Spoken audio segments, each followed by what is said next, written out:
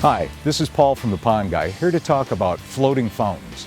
Fountains are a great way to add visual appeal to any pond.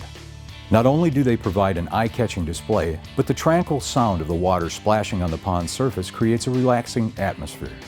Ponds less than 6 feet deep can even benefit from the aeration provided by the water splashing on the pond's surface.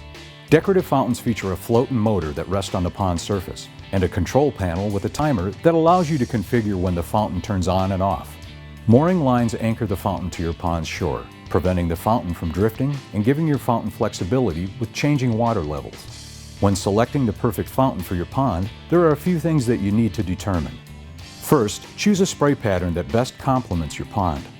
When choosing a spray pattern, stay within the pond's boundaries. Water that splashes too close to the shore may create an unbalanced look. Be creative. Spray patterns range from a classic V-shape to crown and geysers that spray in multiple tiers. In large ponds, choose higher sprays or use multiple fountains to create a balanced look.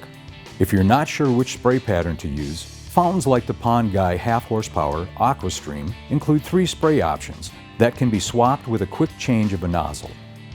Next, figure out the type of power you will need for your fountain. Do you need 120 volt or 240 volt?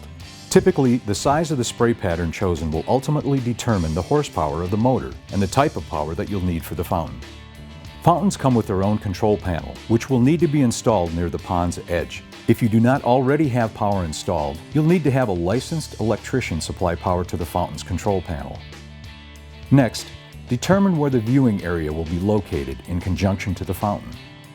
Once determined, the next step is to figure out the power cord length you will need to place the fountain in an area that will be best viewed from your viewing area. To determine the power cord length, measure the depth of the pond where the fountain will be placed.